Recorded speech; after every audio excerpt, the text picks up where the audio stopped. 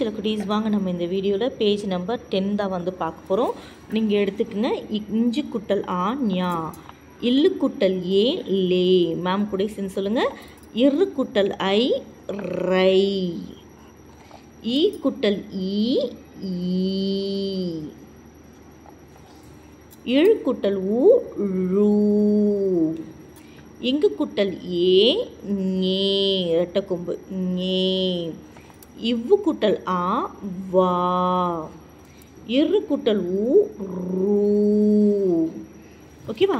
இதே மாதிரி எழுதிட்டு பாருங்கள். இங்கே பாருங்கள், பூங்கொத்துன்னு இருக்காங்க. இந்த ஞாவை அடிச்சிட்டா தான் இந்த பூங்கொத்து அப்படின்றது கரெக்டாக வரும்.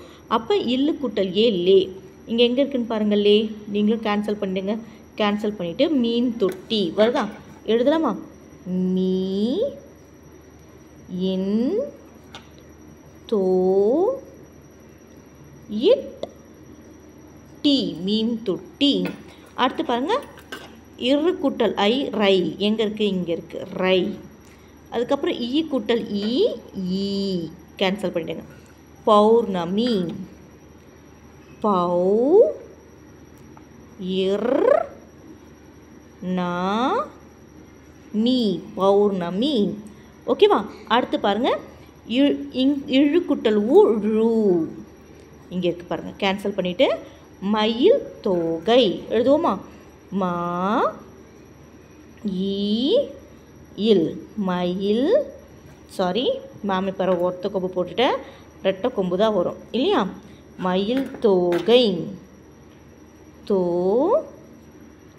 கை, மயில் தோகை. அடுத்து பாருங்கள், இங்கு குட்டல் ஏ ஞே இருக்கா? அடிச்சிட்டு நெய் தோசை, நெய் தோ சை, நெய் தோசை. இந்த வாவை நம்ம கேன்சல் பண்ணிடலாம்.